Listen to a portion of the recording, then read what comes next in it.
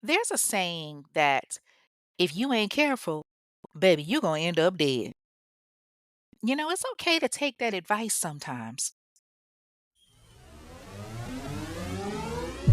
You are now listening to The Infamous Ones, a true crime podcast hosted by Kay on Spotify.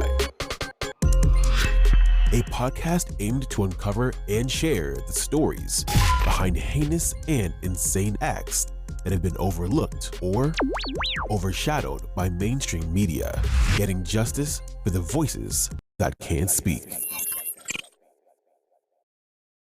What's up, y'all? It's your girl Kay, and I am the host of The Infamous Ones, a true crime podcast. A podcast designed to focus on crimes committed in the Black community that you don't hear about in mainstream media, giving a voice to those victims that have otherwise been silenced. Hello, hello, hello, everybody. Welcome back to another episode of The Infamous Ones, a true crime podcast with me, Kay, the Texas girl in the Georgia world, y'all. Ladies, how y'all feel? Fellas, y'all all right? It is Sunday, October 26th, 2025, and your girl is worn out. But you know what? It's all worth it because one of my Baroque best friends had a birthday yesterday, and Mama had to do it big for him. Thanks to the help of some great connections and some, know how. He had an amazing birthday. So I am relaxing today. I had me some good old church this morning, cooked some chicken and dumplings with a banana pudding pound cake for dinner, and I am lounging. Okay. Ooh, and I'm getting ready for next weekend when I go see Brandy and Monica for the Boy Is Mine tour in North Carolina. Y'all, me and my bestie about to be in there acting a fool. Like, I can't wait. I love B Rocka. She truly is the vocal Bible. Like, I am getting ready for a very busy week, so I can have a very much needed fun weekend. Okay, so y'all know what my question's about to be, right? What y'all sipping on? Now, me, I done mixed me up a little Hennessy and apple juice, also known as happy juice. And y'all, it's got me happy. And I got my hot tamales candy, and I'm ready to give y'all a great episode. Baby, this one, when I say the level of ungrateful, like these kids nowadays, oh, good God, they make you want to send them to Jesus. I am telling y'all, like the nagacity of some of you motherfuckers. Had I even thought of doing some of the shit that they did, oh, y'all would be speaking to me through a Ouija board. Okay. But, rather than keep hemming and hawing around it, let's just go ahead and get into it. Hop on in and buckle up, baby. You gonna need to fuel up because we gonna take a ride back to Richmond, Virginia in 2006. Now we know Richmond as the place where Patrick Henry, the U.S. founding father, famously declared, "Give me liberty or give me death" at its St. John's Church in 1775, leading to the Revolutionary War. But it was also known for one of the biggest murder sprees in a 5-day period. So get ready. Y'all know what time it is. Let's get it. This week's case involves Treva Gray, victim, Cheryl Warner, unconfirmed victim, Ryan Carey, surviving victim, Brian Harvey, victim, Catherine Harvey, victim, Stella Harvey, victim, Ruby Harvey, victim, Brenda Mason and Roy Mason, surviving victims, Percy L. Tucker, victim, Mary Tucker, victim, Ashley Baskerville, accomplice and victim, and the infamous murderers of the week, Ricky Gray and Ray Dandridge. So, obviously, there's so many ways that I can start this story off, but I think the best way is with Ray Dandridge, since he seems to be how everything came together. Ray Joseph Dandridge was born January 24th, 1977, in Austin, Virginia. I couldn't find much on his mother and father, but I do know that from a prior interview that he did, his father wasn't really involved in his life like that.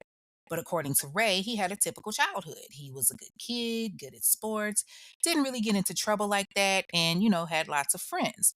It wasn't until he was around 16 that he got cool with his uncle and started things kind of started changing with his behavior. Now, his uncle wasn't much older than him. I think his uncle was older than him by like a year, if that. But he was skipping school, and then eventually he just dropped out. And he was still doing okay, but his friends started doing big things. Like one of his friends, Sabine. Sabine was making different kind of friends, and I guess Ray was starting to feel like he wasn't the center of attention anymore. So one day, Ray decided that him and his cousin was going to go rob Sabine. So they ran up in his house and they trashed the place to make it look like it was, more than what it actually was. But it doesn't take long before it's figured out that Ray is responsible and he gets arrested. Needless to say, that friendship was killed quicker than my edges. Okay. So he gets arrested and is given probation, but it doesn't take long for him to get in trouble again. By the time he is 18, Ray had committed quite a few crimes. He had charges for assault, robbery, weapons, and then shortly after he turned 18, he decided to not only steal a moped, but to have a weapon on him and rob the person for it. And because of this, he was arrested and locked up yet again. Only this time, it wasn't just probation.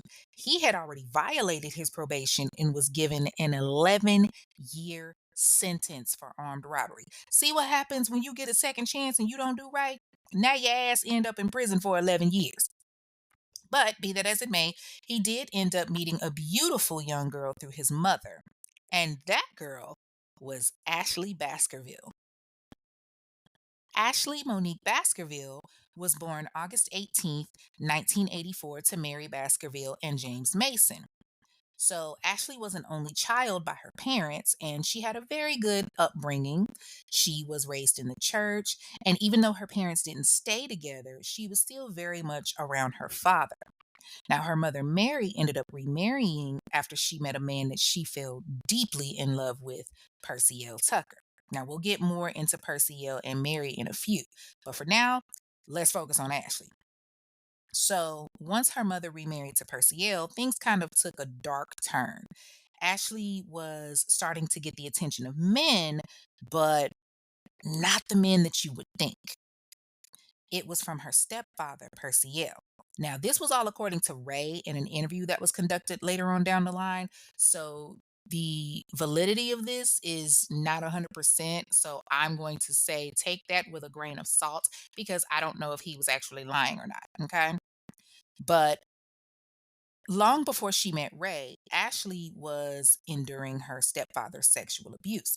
So, when she met Ray, Ashley felt like, she had someone that she could escape to.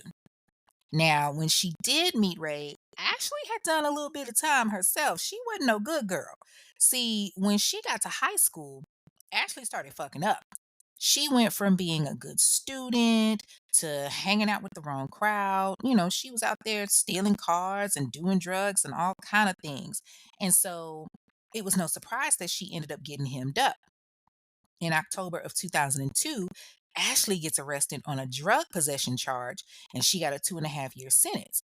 So she ends up going to a federal prison in Connecticut. And, she decided that when she got out, she was going to turn her life around. But in the process, she met Ray. So she's talking to her Aunt Daisy and she's telling her, listen, Auntie, I'm going to do better with my life. You know what? I think I want to go to nursing school, really make something of myself, all of that. And her relatives, they're happy to hear that because they know what she's capable of and what potential she has. And so she starts on that path. Ashley starts working hard. She's studying, she's going to class, all of that. But she's still dealing with her own pain, so to speak. And she and Ray were kind of each other's relief, like they trauma bonded. Ray gave her an escape. He was not just somebody that she was fucking, he was somebody that she really cared about. But then she decided to spread the love, so to speak. See, when Ray got out of prison on October 26, 2005, after a 10-year bid, he, was down bad or whatever, trying to get himself together. And so he ended up linking back up with his uncle Ricky Gray and just wreaking complete havoc. Now, Ricky Jerron Gray was born March 9th, 1977, to Barbara Moten and Ellsworth Gray. Now, initially, when his parents got together and they had Ricky, they weren't married yet. But eventually, the two get married and they decided to move to Maryland. So Ricky and his sister Ava moved to Maryland with their parents and his half brothers, and they started a new life there. And Ricky kind of struggled from the start. Like he was really trying to grasp the whole school thing, and he endured a lot of abuse, like a lot. His records show that he got a lot of whoopings with a horse strap from his father whenever he would get in trouble at school, which was pretty much all the time. And he was very disruptive because he was one of those really hyper kids. Like he couldn't grasp the material that was being taught. So if he couldn't get it, then he would just act up in class, like a lot of students. But whenever he acted up, they would call his father and then let him know, like, hey, Ricky's cutting up again. So when he would come home, he's getting his ass beat. And I don't know if it was a psychological thing or what, but because of what was going on, Ricky was pissing on himself and wetting the bed until he was damn near 13 years old. And that in turn caused more issues from his father and more problems. So, he's still getting his ass beat even more. And, he pretty much lived a lot of his childhood having to deal with that. Now, he did have two other siblings by his father that came from a prior relationship, one of which was a half brother named Fitzgerald. And they lived with them also. And Ricky had to endure a lot of things that most children shouldn't. Now, I will say, trigger warning, this story does involve child molestation. So, if you feel like it might be a little bit too much for you, you might want to skip ahead a bit. Okay. Um, a lot of times Ricky's siblings would blame him for some shit because they knew that he would get in trouble because hell, he got in trouble for everything. They would do some crazy stuff or do wrong and then he would get disciplined for it. Meanwhile, his mother Barbara ends up joining the army and ends up getting stationed to Arlington, Virginia, where she was working as a chaplain's assistant. And for a while, everything was good while they were working there because, with Virginia, it's literally pretty much next door to Maryland. Like, if you're unfamiliar with the DMV, that's pretty much DC, Virginia, and Maryland. And they are all within like 20 to 30 minutes of each other. Like, where one of my sisters lives is in Maryland, but if you cross the street, you're in DC. Like, it's crazy. So, it was cool when she was working there, but then the army ended up transferring her to Washington for a year, not DC, but to Washington, like cross country. And so it was decided that Ricky was going to stay with his dad and his stepbrother while she went to work. So while his mom was gone, things got worse. Ricky ended up becoming addicted to cocaine. And on top of that, his half brother Fitzgerald had been sexually abusing Ricky to the point that Ricky would just clam up. Now, his mother ended up finding out what was going on through his sister Ava. Ava went to their mama and was like, "Mama, Ricky's probably gonna be mad at me, but Fitzgerald's been abusing him. He been raping him." And when his mother tried to go to Ricky about it, she's pleading with him. She's like, "Ricky, baby, please just tell me what's going on." And he's refusing. And so he would turn to the drugs to deal with it. And then it just got to the point that he started wilding completely out of control. He ends up getting arrested and put in jail on some drug charges. And so once he's released, Barbara's thinking, okay, you know what? Maybe if we move, it'll make things better. It didn't. Baby Barbara moved her entire family to Pennsylvania thinking it would give Ricky a fresh start, but he was already long gone. He was addicted to drugs and all of that, and he ended up moving out of the house by the time he was 17 years old. But I mean, think about it. This boy had experienced a lot of trauma. He was 9 years old, getting his ass beat by his daddy and being raped by his brother since he was 4 years old. Before he even knew what sex was, before he even knew what anatomy parts were. Shit, this boy was practically a sex slave to his own brother. His brother was so perverted that he just, fucked Ricky up mentally and physically. There was one situation when Ricky was 9 years old after his mom had enrolled in the U.S. Naval Cadet program, right?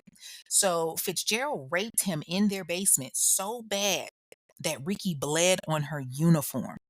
And it was just getting to the point that Ricky could be, just sitting somewhere minding his black ass business when the slightest sight or sound or smell could just trigger him into all kinds of shit. His brother used to take striped socks and stuff them in his mouth to muffle his screams while he was raping him. The static from the television would always be playing whenever he would be raped, and that sound would just freak him out. And his father wasn't wanting to help. Hell, his father was turning a blind eye. That nigga had a fucking brothel out of his house, and he was letting the women in the brothel rape his kid. By the time Ricky was 13, he's doing drugs on a regular, marijuana, cocaine, PCP. This is how he was choosing to cope with the shit. Like, this boy had a really fucked up childhood, so it's no wonder that he ended up turning to a life of crime. When him and Ray linked up, it was basically two fucked up individuals that decided to do some fucked up shit. So, around the time that Ray gets out, he and Ricky are, reconnecting or whatever you want to call it, and Ricky ends up meeting Ashley. Now, this is where shit makes a weird turn because Ashley meets Ricky and she starts thinking to herself, damn, he fine. But instead of like breaking up with Ray or, simply leaving Ricky alone because this is her man's uncle, Ashley decided, I want them both. And, Ray starts to see this and he's like, yo, what the fuck? Like, baby, I'm right here with you because what kind of shit? You liking the nephew and the uncle? I don't even have words for this shit, y'all. The negroidial shit that is going on here. But she tells Ray, baby, I love you, but I really like Ricky. The girl that was raised in the church and all of that, and sadly, the girl that was molested by her stepfather, she's turning into a different person. But one thing I will say is this is that this can sometimes happen with girls that deal with this type of sexual abuse. They end up becoming sexual deviants themselves and doing crazy shit just like this. And it's so scary because a lot of times it goes untreated, like no help, no therapy, nothing. Ashley is turning into someone that just wants to do what she wants to do. She wants to go out, and be with both of them. She ain't hiding shit. She's living in her truth. So she starts fucking Ricky too. Yes, y'all heard me right. She is fucking Ricky as well as Ray. Yuck. And after a while, Ray starts to fall back because it seems like she may have more of an attraction to Ricky than to him. Now, again, this is all according to Ray in an interview that he did post incarceration. So take it with a grain of salt. Okay. But the shit is weird. Sorry. But he's still getting pussy too. So hey, he good with it. Meanwhile, Ashley is out here trying to make ends meet and everything, starting to slack off in classes, and she's babysitting for this family that lives in Virginia, the Harvey family. The family lived in Richmond off of East Broad Rock Boulevard. Now, she had a good job with them. She was helping them take care of their two daughters, Stella and Ruby. But then one day, Mrs. Harvey finds out that Ashley had a record and had done time in prison. And the minute that she found out, she told her, yeah, this isn't going to work, dear. We're going to have to let you go. So she got fired naturally, but that didn't mean anything to Ashley because she definitely was going to see them again. Well, sort of. So time is going by, and Ricky and Ray, they out here pretty much, struggling in these streets. They down bad. And they trying to figure out how to come up with money and all of that. Ricky, he's getting high on PCP like all the damn time. Now, Ricky got his own little secret going on. Ricky is married. Mm, See, Ricky had done some time before too. And before he got real serious with Ashley, he was married to this girl named Treva. Treva Nicole Terrell was born May 19th, 1970, to Marna Squires in Washington, Pennsylvania. So she's like 7 years older than he is. Now, it's not much on Treva's background, but she was kind of a bigger woman and was known to be doing drugs and all of that. Now, she was known around the neighborhood, and when she met Ricky, it was like right after one of the times that he had gotten out. She had kids and everything, and so the two of them married in May of 2005. Now, about 6 months into their marriage, Ray starts hanging out with them, and he's sleeping on the couch and everything. And Ricky and Ray, they kicking it every day. And one day, Ray makes a comment about Treva's weight, and he kind of liked it a little bit. Like, he was, I guess you could call it a chubby chaser. And so he tells his uncle, "Yo, see if she got a girl for me," and all of that. So Ricky is real nonchalant. And he says some real crazy shit to this dude. He was like, "Man, she ain't gonna be around much longer. Shit, I'm just trying to stick it out so I can get some life insurance." And Ray, he a little thrown by that. He was like, "Wait, what you talking about?" So Ricky tells him, "Listen, man, we can kill her for the life insurance. That's what I'm trying to do." Looking for unique, personalized gifts that stand out? Look no further than Trinity's Treasures, also known as 478 Customs.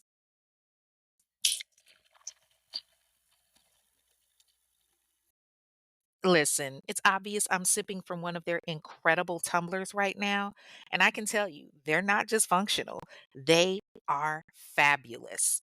From custom t shirts to stylish trucker hats, dazzling jewelry, and even refurbished Nikes. Trinity's Treasures has something for everyone. Parents, need a thoughtful gift for your kids' teachers or a back to school bag for your kiddos? They've got that covered too. And guess what? They're a verified Houston County vendor. Plus, they offer discounts for military personnel, first responders, and y'all know how I feel about first responders because hello, nurses, educators, schools, nonprofits, and bulk orders too. So text 478 205 9472 or join their Facebook group 478 Customs. Tell them Kay sent you and get ready to be amazed by the most incredible personalized gear. Trinity's Treasures, where your treasures come to life. Now, at first, Ray thinks Ricky is joking until Ricky tells him, "Yo, check this out, nephew. I'm gonna go to work and you can choke her ass out while I'm gone." But, Ray wasn't with that. Like, they would do drugs together and shit, but he wasn't serious about trying to kill her. Until one day, November 4th, Ricky wakes Ray up and he whispers, "Today, the day that we gonna kill this bitch." And Ray is half asleep out of his mind, but Ricky done already headed down the hall. So Ray follows him down the hallway, and when he gets down there where Treva is sleeping, Ricky just starts beating her. And then he's looking at Ray like, "Nigga, you gonna join in or what?" And at first Ray is hesitant, and Ricky sees this and he's threatening him like, "Nigga, the least you can do is hold her down. Help me or I'ma fucking kill you too." And Treva, at this point, obviously she's up. She's fighting tooth and nail. She ain't going down without a fight her damn self. And Ray is just like, "Man, fuck, what have I got myself into?" So he does what Ricky tells him. He holds Treva down while Ricky is beating her to death. And Treva, she's screaming, "Somebody help me! Somebody help me!" And Ricky's telling her, "Shut up! Shut the fuck up! If you don't shut the fuck up, I'm gonna fucking kill your kids." And of course, that just made Treva naturally be quiet because she don't want anything to happen to her babies. Ricky ends up accomplishing his goal of killing her. And he tells Ray, "Yo, we got to figure out what we going to do with her body." So Ray comes up with the idea, she is doing drugs. Let's just dump her over there by the gangs and, maybe somebody will think it was like she was doing something drug related or something. And so that's what they do. Now, as it turns out, Treva's life insurance wasn't as much as Ricky thought. But nevertheless, it was already done at this point. Y'all can't bring her back. So Ricky and Ray, they chilling because they didn't plan on Treva's body being found for quite a while. But her body was actually found the next day, November 5th, by a local person just walking by, and they put her in the gang's territory like they planned. So when the cops see the struggle marks on her and the scratches on Ricky, they ask him what happened, but for whatever reason, they didn't put two and two together and investigate it further. So they're ruling her death suspicious, but just kind of like write it off as like she was addicted to drugs. So a week after Treva's body was found, her mother tells Ray, um, "I don't know why you still here, but you gotta go." He gets put out and he goes to live with his father in Philadelphia. And then not long after that, she tells Ricky, "Listen, I know you had something to do with it. You ain't helping with shit around here, so you gotta go too." And Ricky ain't sweating it. He left no problem and he goes to live with his grandmother in Arlington, Virginia. Now, at this point, it's around December 18th, 2005, and there's a lady by the name of Cheryl Warner that comes up dead. Cheryl Ann Emery Warner was born December 10th, 1968, to John E. Embry Jr. and Mary Elizabeth Hollage Embry in Arlington, Virginia. Cheryl was a very loving and devoted mom. She was a mother of three and, devoted her life around her children. She was very much involved in their lives, especially with some of the kids, doing like soccer and Girl Scouts and all of that. She had two daughters, Jessica and Stephanie, and then she had a son, Lon.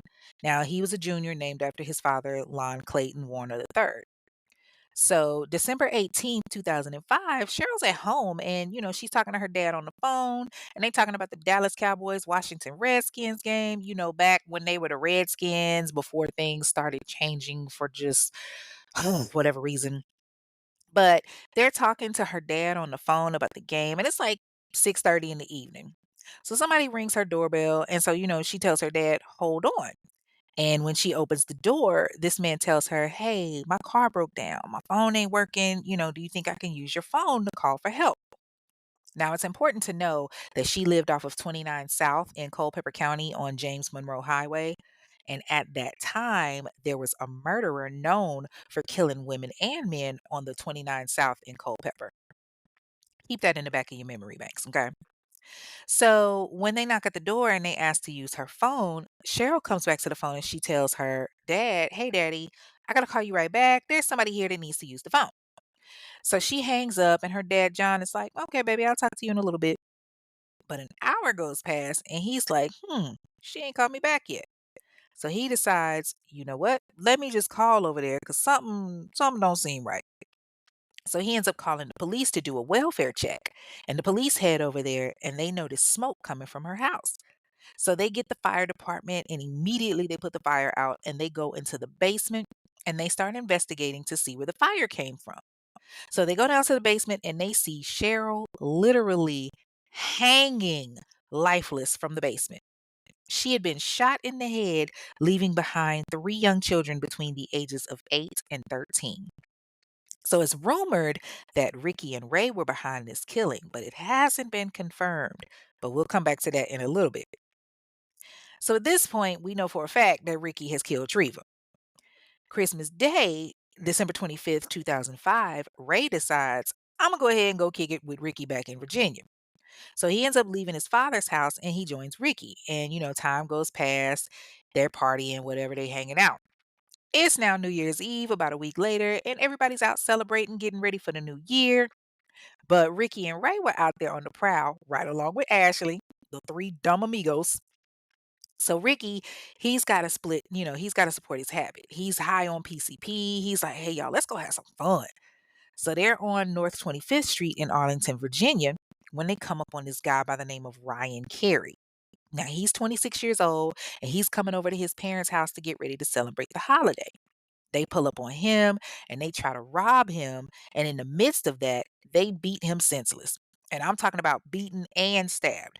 Ryan suffered multiple stab wounds to the chest, his neck, and his arms. By the grace of God, he survived, but he spent like 2 weeks in a coma. And he ended up using the he lost complete right side of his arm. So Ricky and Ray, they're trying to figure out, how they can come up on some money because they didn't really get anything out of Ryan. And, now they're pissed off. And Ricky's mad. He's like, "Yo, we got to figure out how we going to get some money, man. We need to hit something quick." And so Ashley actually gives them an idea. She tells them, "Hey, you know what? I used to babysit for this family that lives out in Richmond. We could go hit them up." And Ricky and Ray, they're like, "All right, cool." And Ashley's excited because she, in a way, gets to do something with her man. And she brought this idea to him. So she's loving the thrill of it. So Ashley tells them about the Harvey family.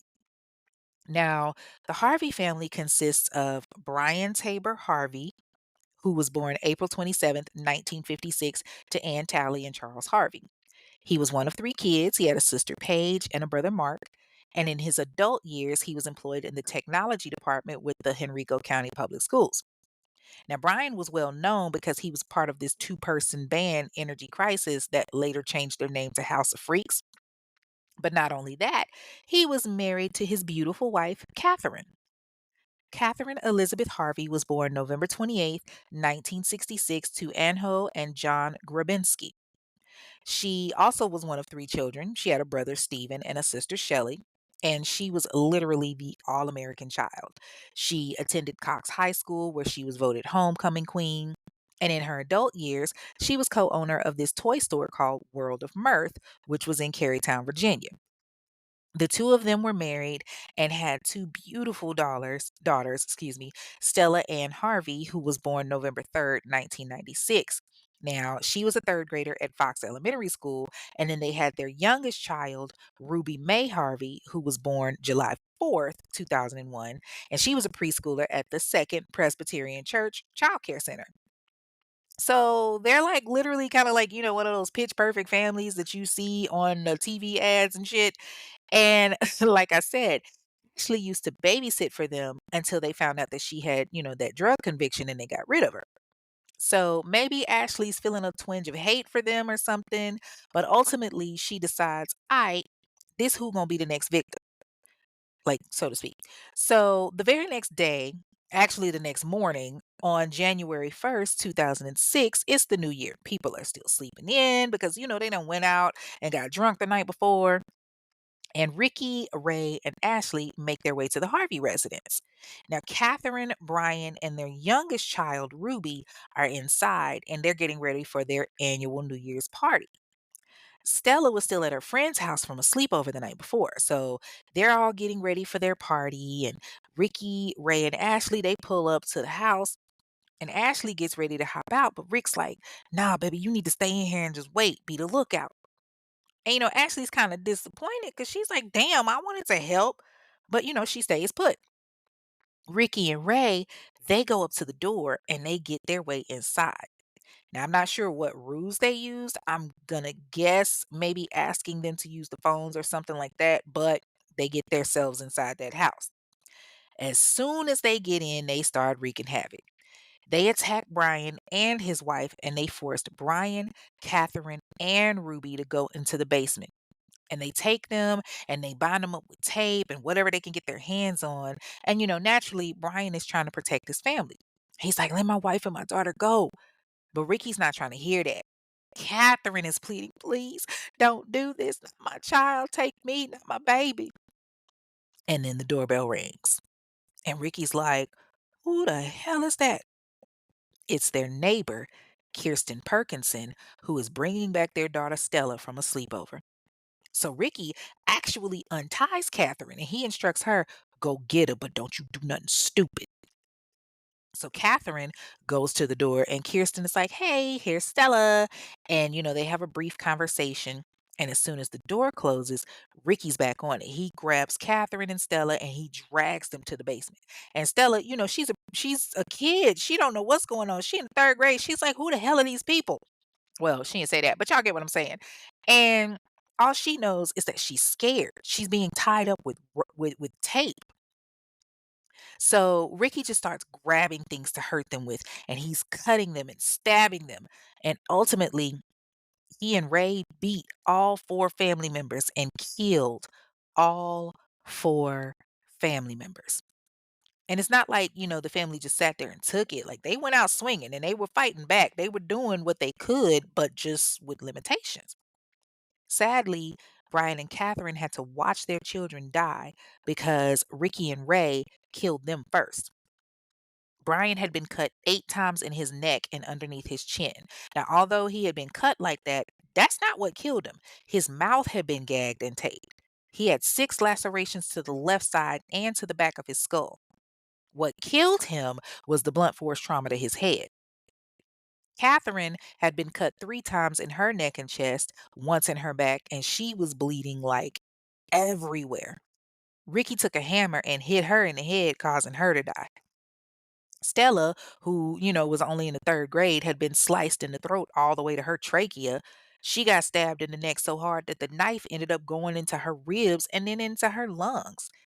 And he did her just like he did his parents, blunt force trauma to the head. Then little Ruby had been cut in the neck 6 times, penetrating her trachea and esophagus. It didn't take much because she was so small, but a hammer was taken to her head as well, and she died. And, he hit her so hard that brain tissue was coming out of her skull. So after they do all of this, Ricky and Ray, they're talking, and Ricky tells him, "Yo, we need to get rid of them, nigga." Y'all seeing how Ricky is calling all the shots, right? So Ricky tells Ray, "Go ahead and grab what you can." So Ray starts looking around the house, trying to, find stuff to steal. He gets a wedding band off of Brian's finger, grabs a couple of laptops, and a plate of fucking cookies. Cookies, y'all. Like bake in the oven at 350 for 12 minutes cookies for the damn party. Now, there's an art easel down in the basement with them, and Ricky accidentally knocks it over in the midst of them, trying to get things done. So all of a sudden, he comes up with this idea. He's like, let's use this to set the house on fire. Now, Ray was a little confused at first, but Ricky explained what he wanted to do, and they got right on it. So they grabbed the paint and easels to use as a base, and they poured some wine on top of it. And Ricky then lights the easel on fire, and he and Ray haul ass up out of there. So they take off running and they jump in the car and they kirk out. Now, Ashley's been outside this whole time playing lookout. So, they're gone fairly quickly, and she's excited to see what they got. And Ricky produces the two laptops and gives Ashley the wedding band that he had taken off of Brian's finger, like kind of like that was her cut, so to speak. And when Ashley got that ring, oh baby, she was happy as hell. You would have thought that man was saying I do right then and there. Meanwhile, the house is just fucking burning. Now, it's not like a serious blaze or anything because Ricky and Ray didn't do enough to really set the house on fire like that, but it's enough to do some serious damage. It's heavy smoke. So Johnny Hott, which is one of the Harvey's neighbors and ironically the other band member to the two-person band, he's getting ready to come over because remember they're supposed to be having this New Year's party. So when he gets there, it's like 20 minutes beforehand, and he starts knocking on the door. And then all of a sudden he smells something. He's like, "What the hell is that smell?" And so he walks over to the side of the house and he sees smoke coming from the basement. And he's like, "Oh shit." And immediately he calls 911. They send out the fire department who gets there and they go ahead and start making the efforts to put the fire out. They see that there's a whole lot of black smoke, and once inside, they start their way down to the basement, which is where the source of the fire started from. So the firefighters notice off top that there's zero visibility. There's a whole lot of heat, and then they see the bodies. And at first, they're thinking, what most firefighters would think. Okay, they died from inhalation of smoke. But as they start to pull the bodies out, they see that there's signs of a struggle and, all of that. So at that point, they knew, okay, hey, we need to get the police involved. So the cops get there and they see how the bodies were staged. Stella was underneath the futon with her hands behind her back and tape around her mouth. Brian was on the floor of the basement with orange electrical cords wrapped around his wrists and his feet and melted tape around his face from the fire, as well as a large wound to his neck area. There were two claw hammers that were down in the basement, along with two broken wine bottles, a knife handle, and a separate knife blade, too. So the cops knew that they didn't die by the fire. They died beforehand, obviously. The cops found other fingerprints on the knife and the hammer and tools, but they just didn't know, who they belonged to at the time. And Ricky, Ray, and Ashley, oh, they long gone. They done made their way to Ashley's friend's house, which is this girl that Ray's been, seeing by the name of Latoya Polly. Now, Latoya Polly and Ashley were friends since childhood.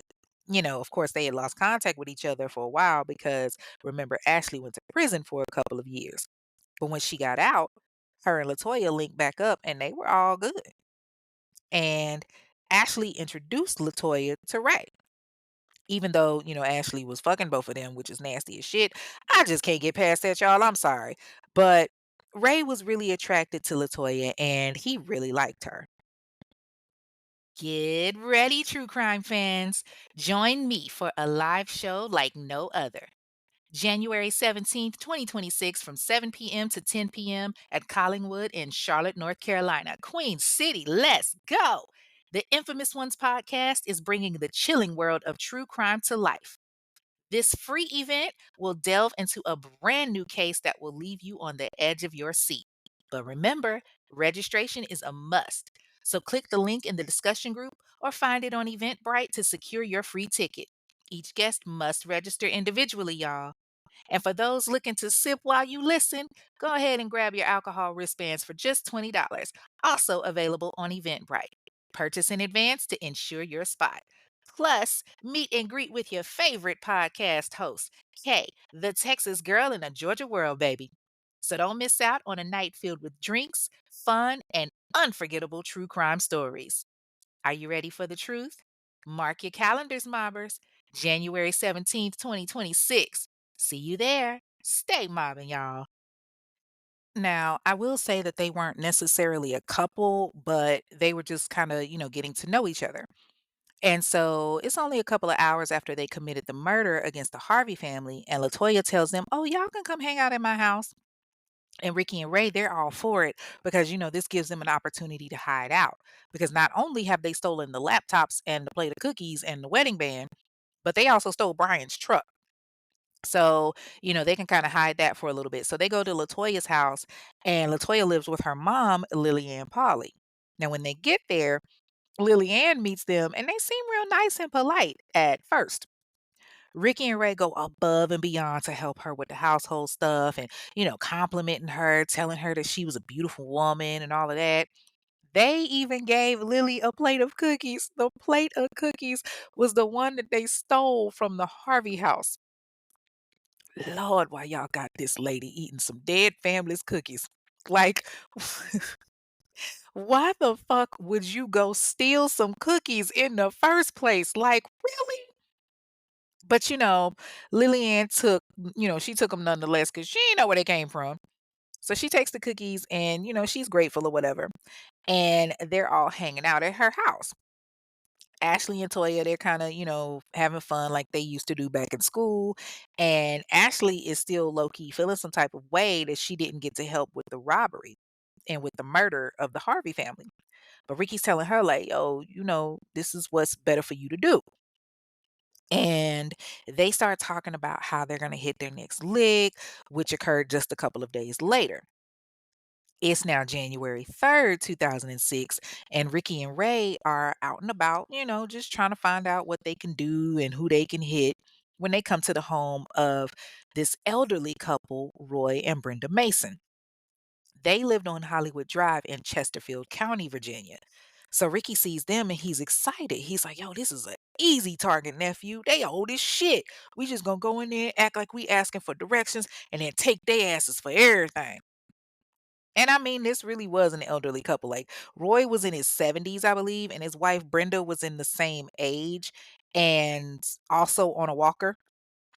So they get into the house and they start to rob this elderly couple, just taking whatever they need to take and all of that. And Ray feels like Ricky is going to take things too far.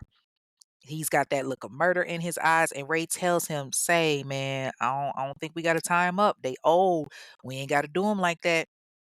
And it doesn't help that, Roy and Brenda both have been pleading that whole time for them not to be hurt. Roy's trying to make sure his wife is straight. He's like, "Listen, young man, she's on a walker. I'm caring for her. You ain't got to do this. We ain't gonna tell nobody." And for once, Ricky actually listens to his nephew and to the elderly couple and decides not to tie them up. Listen, I am so glad that they weren't injured. Like, it was a blessing because this is the same nigga that killed two little girls that had done absolutely nothing wrong. Hell, Stella wasn't even at home. She was dropped off that morning and came home to be murdered by a stranger. But the Masons were spared, and Ricky decides not to hurt them. So they take what they can from the house, which was a computer, a television, and then like $800 in cash, and they dip. And they came back to Latoya's house where, they had been staying. Now, Lillian, the more that she's getting to know them and see their actions, her radar is going off, especially after she overhears them talking about the robbery that they had committed. Not to mention that this nigga Ricky had insulted her cooking. Now y'all know black people, you don't go and insult somebody else's cooking at their house. See, Lily Ann was nice enough to make a sweet potato pie for the boys on one of the first days that they were there. And when she came and brought it to the table, Ricky pushed that shit away from him and tells her, it ain't brown enough. Go put it back in the oven. Now, see, that's where I would have said, boy, fuck you, because what you not about to do is insult my cooking in my house where I pay the bills. I think the fuck not. Honey, from that point on, Lily Ann was done with them. She was telling Latoya, yeah, something up with these two, baby. I done heard some things that's disturbing me. And Toya, at first, she's blind to it, but the more that the boy stayed, the more dangerous things she started noticing. And Lillian went into the bag that Ricky and Ray had with them with those tools in it that they had also stolen from the Harvey house. I forgot to mention that. They had stolen a bag of tools. So Toya is kind of keeping things at bay without even realizing it with Ray. Because of her, he's keeping Ricky from acting on impulse and killing them too. But Toya's starting to see things for herself as well. And then she gets the confirmation that she needs when she goes outside one day and Ashley is in the back of this stolen truck that belonged to Brian Harvey and she's on this laptop computer. And Toya happens to see some pictures on this computer of this white family and she confused like who the hell are these melanin deficient people? It's the Harvey family. She recognizes them from the news because remember they just got killed a couple of days ago. So their faces are plastered all over the news. And let's be for real. When it comes to the melanin deficient people being murdered, you know damn well they're gonna end up being blasted all over the news until the killers is caught and even after. So Toya sees this and she goes to her mama and she was like, oh my God, mama, you right. I can't believe this. What are we gonna do? And Lillian tells her, baby, we just gotta play this smart and try to hurry up and get them the hell up out of here. Once we do, we going to the police. Looking for a book that resonates with your soul? Well, look no further than Author K, a master ghostwriter, storyteller, and author who weaves tales across multiple genres, from heartwarming romance to gripping urban horror. Whether you're searching for a contemporary romance that sweeps you off your feet or street lit that reflects the realities of life, Kay's writing speaks to the heart of every reader. Her work also passionately highlights the Black Lives Matter movement, bridging narratives that matter. Dive into the journey of discovery, empowerment, romance, and connection through Kay's incredible reads. Visit www.mizk.com today and dive into a world of unforgettable tales. That's www.mzkaye.com. Your next favorite book is just a click away. Okay, so this is where Ashley kind of comes back into play because remember, she's still feeling some type of way that she didn't get to help with either robbery that they've done. So she comes up with an idea and she brings it to Ricky and she tells him, baby, what you think about this? I really want to get some more money and I want to help out more. And I got the perfect people to hit. And Ricky's interested. He was like, all right, what you talking about? So she smiles and she's like, well, you know, y'all been getting all of this stuff. I'm not really getting no money out of this. I'm not getting my fair cut. I got somebody that we can rob and get a lot of money out of. My parents. Bitch, what? Your parents. See, this is where I start to think,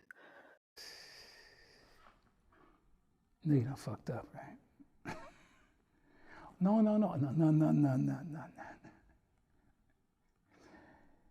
You know you done fucked up, right? girl, your own parents? Like, be for real. Like, that's some diabolical shit. You want your boyfriend to rob and murder your parents?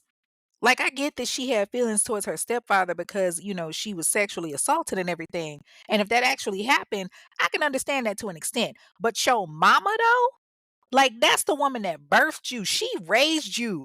You claimed you loved her so much, and you made some fucked up choices that affected how you ended up, and it landed you in prison because you clearly didn't learn from those choices, even though you was telling your aunties that you was going to be out here making better decisions for yourself and all of that, but in all actuality your decisions ended up even worse.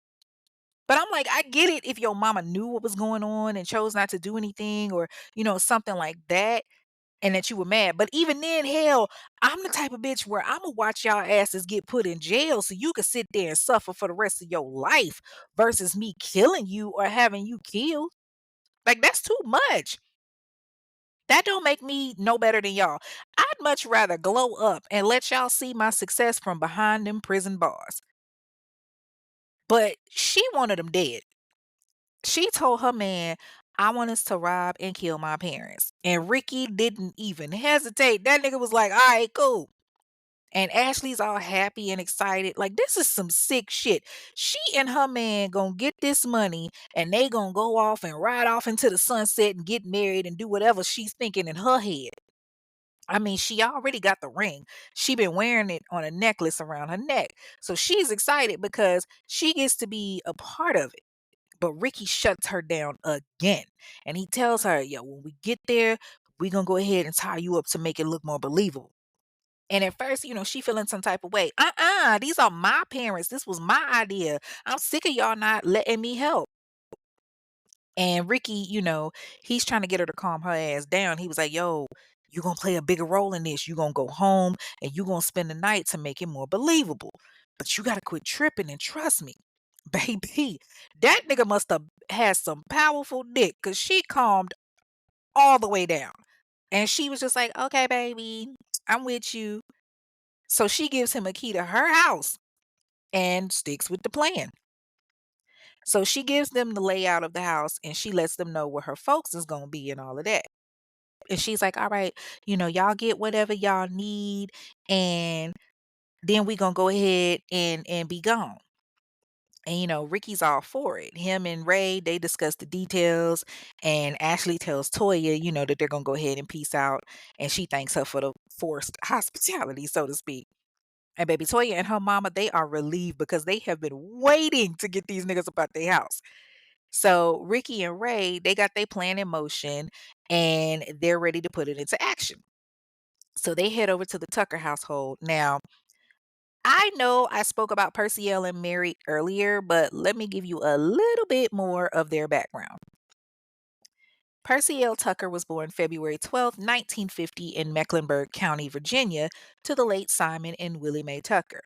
He had a son, Ricky Percy L. Tucker, and a daughter, Angela. See, okay, these are Ashley's step siblings, Ricky Tucker and Angela. The fact that she said that her stepbrother was sexually assaulting her and his name is Ricky, and she's now smashing somebody named Ricky, like, ugh. Mm. Anywho, so Perciel was a 1969 graduate of West End High School and was a member of the Rocky Mount Baptist Church. At the time of his death, he was working at Bridgewater Wholesale as a forklift driver and was pretty much, a good provider. Then there's Ashley's mother, Mary. Mary Julie Tucker was born July 25th, 1958. I couldn't find her parents' names, but I know she had some sisters, Alice, Joanne, Francine, and Daisy.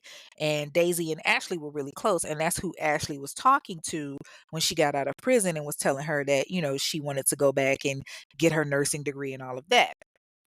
But Mary also had a brother, Frank, and Mary was very religious. She would go to church every Sunday, always helping out with whatever needed to be done. At the time of her death, she was working at a dry cleaning establishment. So the two of them, they were doing fairly well and everything. Ashley comes over the night of January 6th to spend the night, and her people weren't really thinking anything of it. She's always in and out. But when everybody goes to bed, Ricky and Ray make they move. They use the key that Ashley gave them and they simply walk right into the house. And they go into the room where Mary and Perciel are and they wake up and they see him. And Perciel is screaming, what's going on? What y'all doing here? Y'all got to get out of my house. But it's falling on deaf ears because they know what they want to do. So they drag them out the room and they tie the parents up. And, Mary is begging and pleading with them when she sees that they're making their way to Ashley's room. And she was like, please, my daughter, please don't hurt her. If only Mary knew. Ooh, child. But Ricky tells her, don't worry about your daughter. So he goes into the room where Ashley's waiting and he tells her, all right, babe, I gotta tie you up so it can look believable. And she still got this necklace on around her neck and she's clutching it. And she was like, okay, baby. So Ricky ties her up, and she can hear the torture that's going on with her mother and stepfather in the other room while she's feigning scared. So they take Percival, who is bound and beaten, and they put plastic wrap around his head. Now he's stabbed, he's slashed, he's assaulted, and then they slit his throat. But he didn't actually die from all of that. He died from asphyxiation from the plastic wrap being around his head. Then they take Mary and pretty much did the same thing to her. She also died from asphyxiation. So now that they're dead, Ricky and Ray grab everything that they can, and Ricky then goes into Ashley's room where she's waiting. And she's, in a weird way smiling. She doesn't have anything over her face, but she's tied up. She just heard her parents get killed, mind you. So Ricky comes in there and Ashley's just beside herself excited. Ooh, baby, did you get everything? And he tells her, yeah, baby, we got all of it. And then he pulls a plastic bag from behind his back. And she's looking at it confused. She's like, baby, wait, what you doing? And he just looks at her and tells her, I'm sorry, baby, but you gotta go. See, Ashley had to she become too much of a liability. And Ricky didn't like that. He didn't like the fact that she was telling him that she needed a bigger cut and then joking about calling the police and everything. Like that sealed her fate. When Ashley starts realizing what's happening to her, she starts screaming, Ricky, please, please don't do this. No. But he put that plastic bag over her head and then he slit her throat. Now, it takes her almost 7 minutes to die because he's just watching her bleed out and struggling with this plastic bag like it's nothing. She's tied up, so she can't break free. And she dies right there on the bed. Ricky and Ray, they get what they've stolen and they bolt. And while this is going on, Latoya and Lily Ann have made their way to the police station. And Latoya tells the police, I know for a fact that Ricky Gray and Ray Dandridge had something to do with their family being murdered. And the cops, they intrigued. They like, okay, tell us what you know. She tells them about the truck that belonged to Brian Harvey. She tells them about the bag of tools. She tells them everything. So now they got to go find Ricky and Ray. The first place they go to is Ashley's house because, that's who they were with. So they're going to Ashley's to question her. And when they walk in and find the whole damn family dead, soon the place is crawling with investigators. And, they find the bodies of Percival, Mary, and Ashley. And now they need to go find Ricky and Ray because how is this family dead? Like it's given suspect. But Ricky and Ray, they're nowhere to be found. They're nowhere near there. They're at Ray's father, Ronald Wilson's house in Philadelphia. Ray is laid up on the couch and Ricky is in one of the rooms knocked out asleep. Now at this point, they no longer have Brian's truck. They now have Percival's truck. So Ray is on his father's couch, knocked out. Ricky is in the house asleep. It's now early morning, January 7th, 2006, and the police are at the house. And thanks to the help of Toya and her mama. So they come busting in while Ray's knocked out. They yoke him up, throw him in cuffs, and now they got to find Ricky. And they're like, where the fuck is Ricky? But they ain't got to search too far. Ricky's ass is in the fucking laundry room with a knife. Like, he thought he was just gonna stab his way out, I guess. Can we say somebody trying to go suicide by cop? But they don't give him that satisfaction. The cops go into the laundry room and they're demanding him to come out. But he's like crouched down between the washer and wall and they can't see what's in his hands. Eventually, though, they're able to wrestle him to the ground and get him in cuffs. So the two are taken to the precinct, and not even an hour after they get arrested, Ray starts telling everything. I did it. I did it. I put the screw in the tuna. Sorry. But no, he really did start singing like Brandy on stage at the Boy Is Mine tour. Okay. He's telling them that they killed Ashley and her mama and her stepfather. And I'm just sitting back like, damn, that took no effort at all. You just said, fuck it. At this point, I guess he realized his uncle wasn't going to save him. So they continued their investigation. And about 12 hours into it, Ricky then asked to speak to a detective. And he gives a very detailed 3-page confession on how he killed the Harveys. Because at this point, an autopsy had been done on the family, but they also checked the bodies of the Tucker family and they see this necklace that Ashley has on her neck. And they see this ring. And the wedding band has the initials BH. And the cops remember that Lillian and Toya had to say, hey, like they killed the Harvey family. Harvey, and it starts with H. So they're like, hold up, BH. We know what that is. BH, Brian Harvey. So now they know that Ashley was involved somehow. And Ricky confirms it with his confession. He talks about how he used, the kitchen knife and the claw hammer to kill the Harveys and how Ashley was the lookout. And when they ask him, is he sorry? He says, I don't believe sorry is strong enough. None of this was necessary. You think? No shit, Sherlock. And then they get into this info that they get on Treva's case that links Ricky to her murder.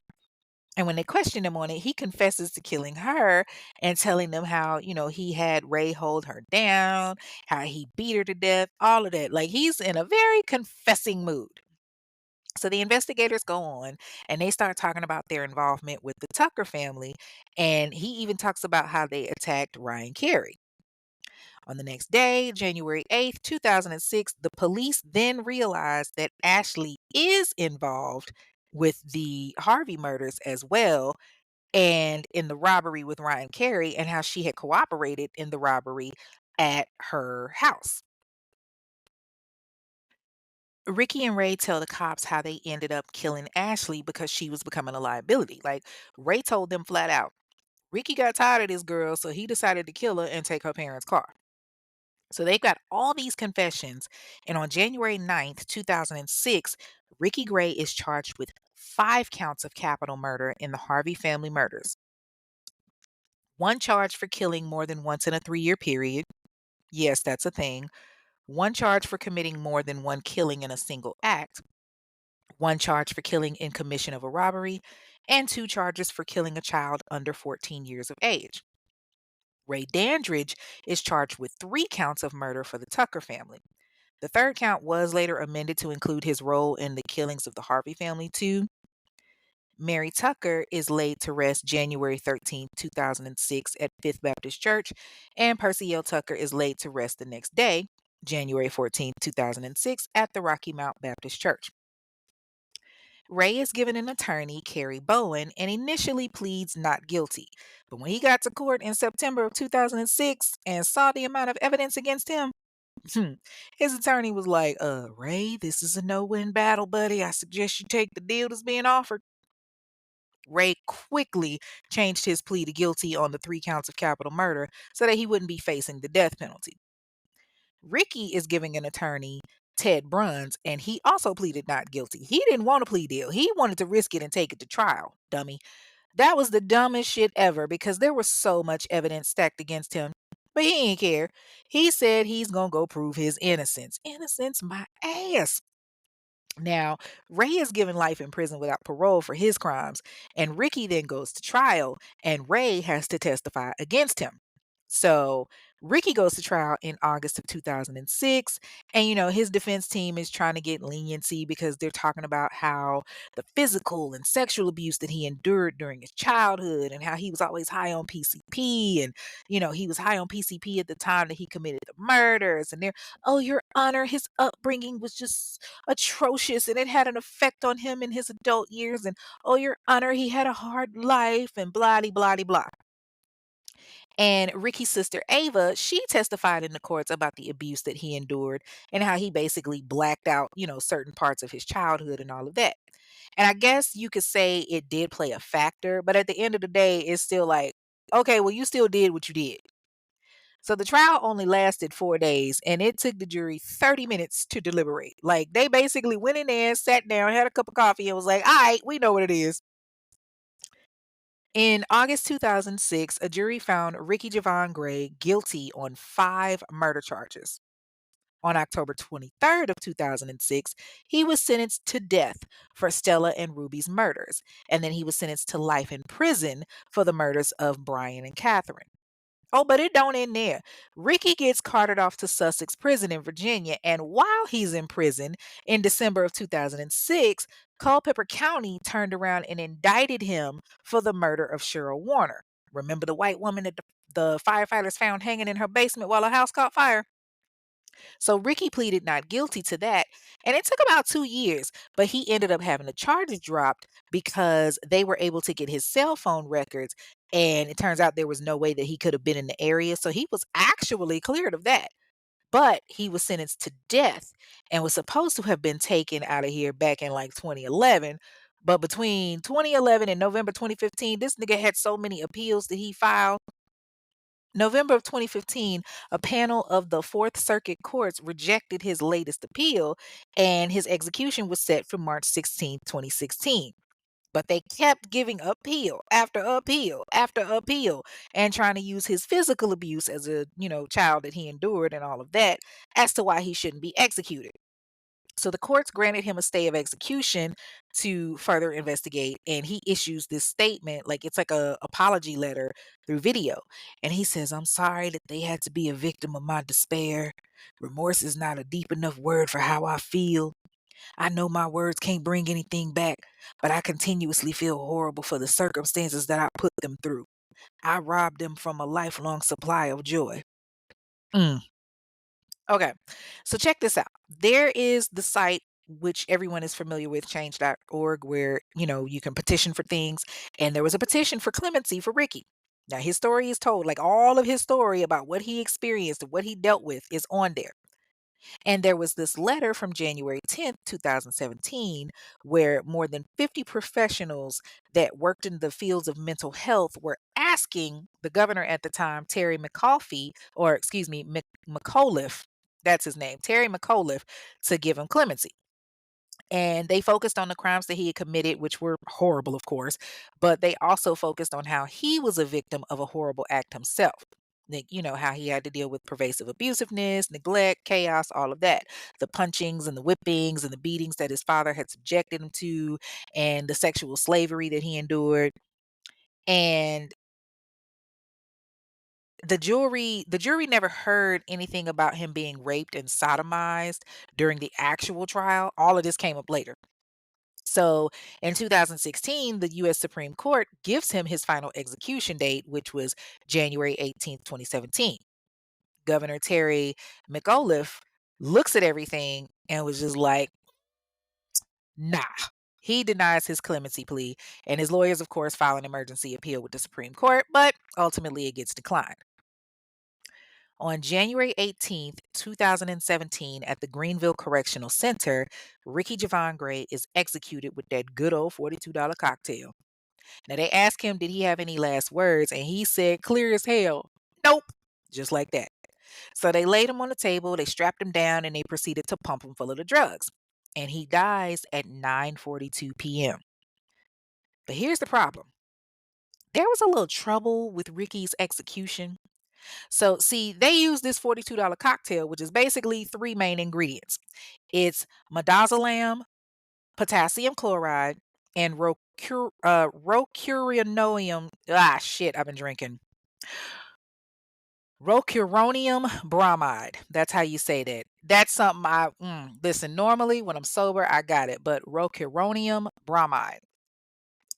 So basically what it is it's done in stages. The first stage is where they take the sodium thiopental or the pentobarbital and it renders you unconscious. Then they give you the second drug, which is the bromide, and that paralyzes you. And then the final dosage is the potassium chloride, which is supposed to stop your heart. So, according to the autopsy, after Ricky had died, Ricky's family got really upset because Ricky had suffered an acute pulmonary edema during his execution. Now, the autopsy said that he had liquid in his upper airways and blood basically, entering his lungs while he was still breathing. See, normally sodium thiopental or the pentobarbital is used, but they started using this controversial drug, midazolam, that was used instead. And it's not really an anesthetic type of a drug. It's used mainly for like lower levels of sedation and, it's been linked to other executions that weren't necessarily going too well either. So basically, what the argument is that, the way of dying is intolerable. You can't control your breathing. You're experiencing a lot of panic and terror, and you feel like you're drowning. Oh, you mean like the victims? Go figure. Now, as for Ray, he is currently inmate number 1159354 at Sussex State Prison, doing life without parole. And that, ladies and gentlemen, is the story of Ricky Javon Gray, Ray Joseph Dandridge, and Ashley Monique Baskerville. A tale of love gone deadly wrong. And now it is time for Fair or Foul, where we look at the justice system to determine if the sentencing that was given was indeed fair or if it was just some bullshit that's going to have us sitting back saying, what the fuck? Now, when it comes to Ashley and her being killed, I hate that it went that route. Like, she didn't deserve to die, but at the same time, she underestimated her man. Like, you going around here making jokes, talking about how you gonna call the police because you're not getting your fair share, when you were supposed to be getting your life together in the first place and going back to school. You were supposed to be doing something better with yourself. And you were so busy searching for love that you got caught up out there between not one, but two different men. You messing with an uncle and his nephew. That in itself is disturbing. And then you turn around and you go right back to the life that you tried so hard to get away from, that you spent 2.5 years in prison for. Like, come on, man. You got to be able to do better for yourself. And you ultimately ended up losing your life behind it. And I pray that the things that she said that she experienced, she was able to heal from. But it honestly don't sound like she was. And if those things did happen, and again, I say if, because of the fact that there was no documented evidence and this all came from Ray. But and of course I got to tread lightly for legal purposes. But if her stepfather really did this, then he's going to have to answer to the Almighty for that. And if that's the case, then, he's a fucking monster just as much as her brother Ricky. The only God knows the truth in this situation. But, at the end of the day, you still took part of those crimes. You didn't expect for what happened to happen, but it did. You picked your mother and your stepfather to be targets. What kind of shit is that? Like, I ain't seen no sick shit like that since Heather Mack's goofy ass. Like, why kill your parents? Like, what was the reason for that, huh? What's the reason? Ooh, Cardi child, I wish I knew. Like, at the end of the day, this is your blood. Yes, Percy L was your stepdaddy, but he still had a hand in raising you. If he was the one that was assaulting you, why not just take him out? Like, why take your mama out? That's the part that I'm having a problem with. Like, all of this to impress your man who ended up killing you anyway. And hell, Percy L's son, Ricky, was responsible for your trauma too, but you ain't even touch him. Like, why? What's missing? Because if you're gonna take someone out, I would say your stepdaddy and your stepbrother, since both of them were the responsible parties. But no, you took out your mama who was actually there for you. I'm not understanding that logic. Like, I'm not understanding that. With Ray, him getting life without parole was perfect. He was smart enough to take the plea because he knew he didn't stand a chance in hell of going to trial. Like, he had a little bit of sense left. I just wish that he would have used that sense to get the hell away from Ricky a long time ago, because clearly that nigga didn't mean shit for you. Like, but for Ray getting life in prison, it was absolute justice. Yeah, you were down bad on your luck. Yeah, you were sleeping in your car while you was fucking around with Ashley and everything, but you could have gotten a job. You could have done something completely different with your life. And instead, you chose to go out here and murder and kill people. The only difference is you had a bit of remorse. Ricky's ass didn't until it was way too late. But you had a bit of remorse to say, okay, hey, you know what? This was something that I shouldn't have done. This is something that I didn't have to participate. I didn't have to go this route. Glad that, he's able to sit with that every day. Now, with Ricky getting death sentence, absolutely fucking justified.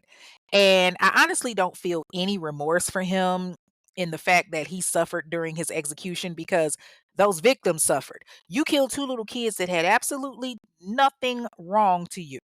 They were simply there. They were in their house living comfortably, relaxing in their home, and you came into their home and murdered them over two laptops and a fucking plate of cookies and a car you didn't even keep.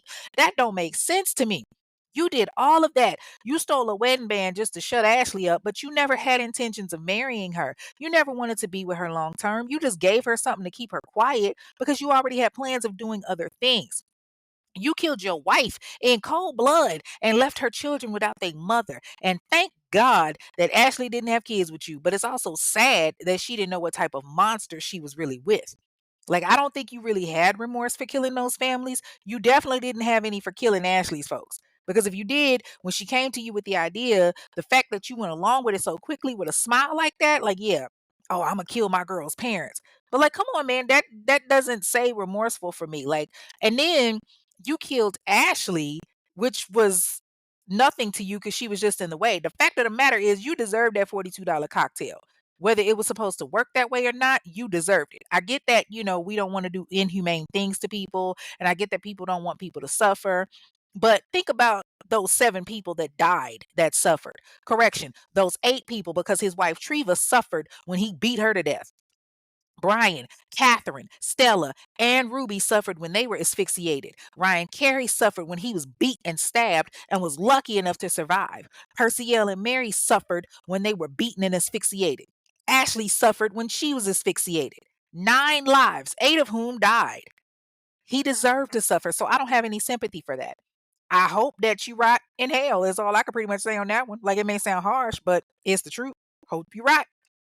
Ray, I can only pray that he's living with what he did and that he actually is remorseful because it seems like he really didn't want to do some of those things that he did, but he felt like he had to for whatever reason, or he did those things because, this was his uncle and his uncle was providing things for him at the time that he couldn't do for himself. I don't know. But, he's got to live the rest of his life with what he did, and he has to deal with that every single day. Like, I wish it was a situation where, he could be put in solitary confinement on the anniversary of their deaths or something. Like, he could be locked in a cell and be forced to look at their faces all day long and, have the walls riddled with photos of them everywhere just so to be reminded, like, yeah, I fucked up. Like, it sounds a bit unorthodox, but, I think about shit like that. So, that is all for this week's episode of the Infamous Ones, a true crime podcast.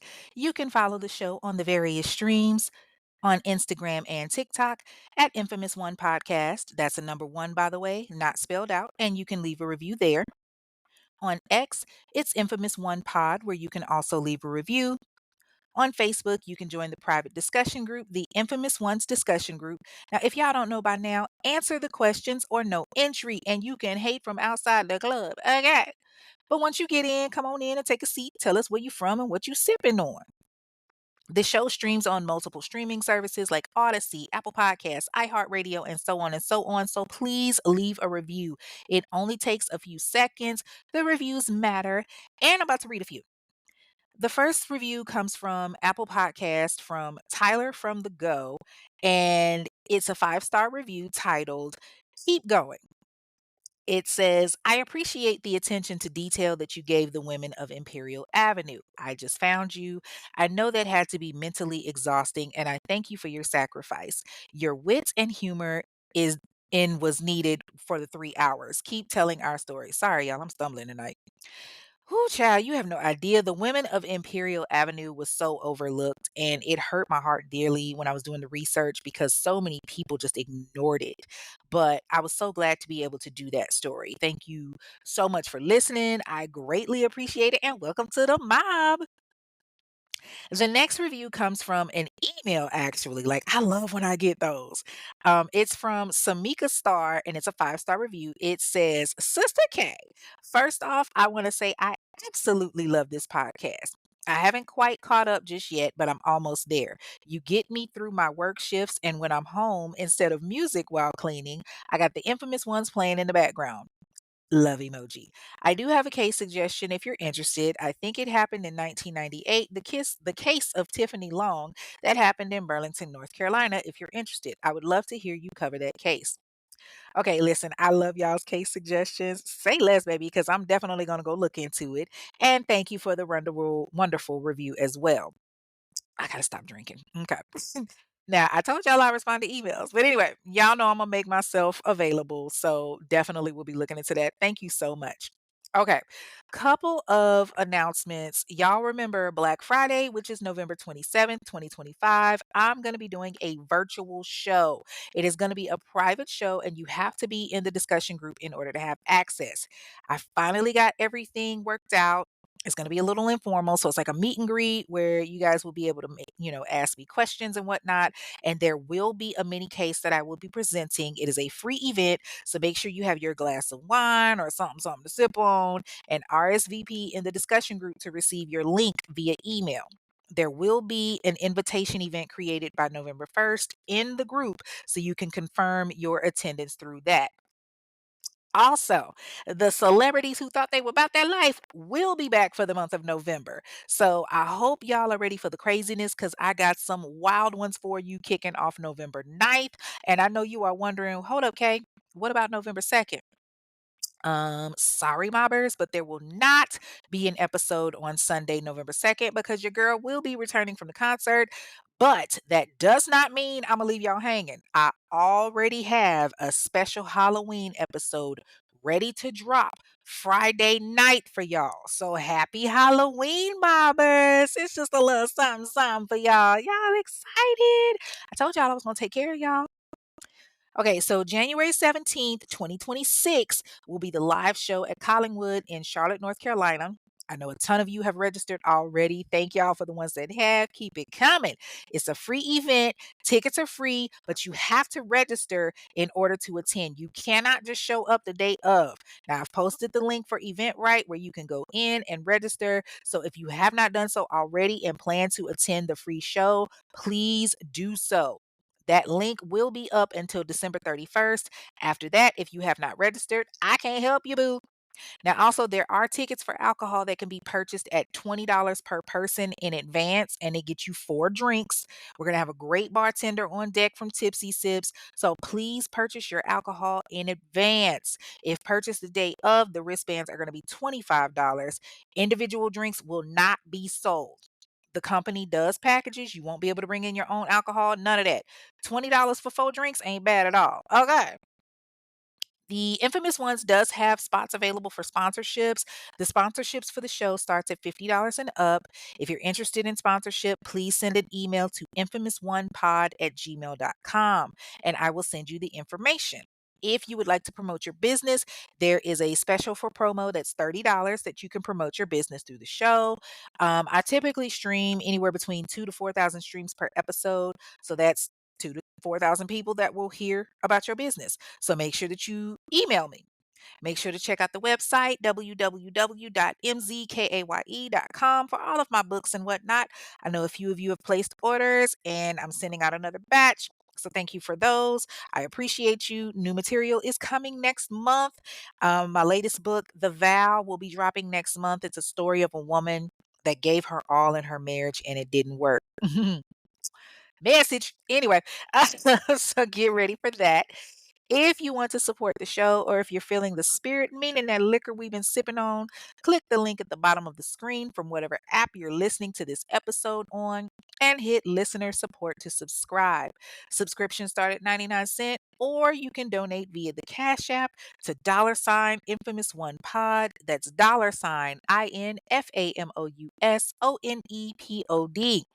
Donations go toward court documentations, phone call reviews, JPay, all of that. If you have a case that you want to hear more on that you feel has been ignored in the Black community, if you want to inquire on ad space, sponsorship, or if you want to leave a review, send an email to infamous1pod@gmail.com. That's INFAMOUSONEPOD@gmail.com. Once again, people, please share, share, share. This podcast is growing by the day and it means the world, so keep sharing. Until then, y'all know what it is. I'm your girl Kay. Thank you for tuning in, and I will see y'all. Thank you for listening to this episode of The Infamous Ones, a true crime podcast hosted by Kay. Be sure to like and comment on your favorite podcast platform and subscribe so that you never miss an episode.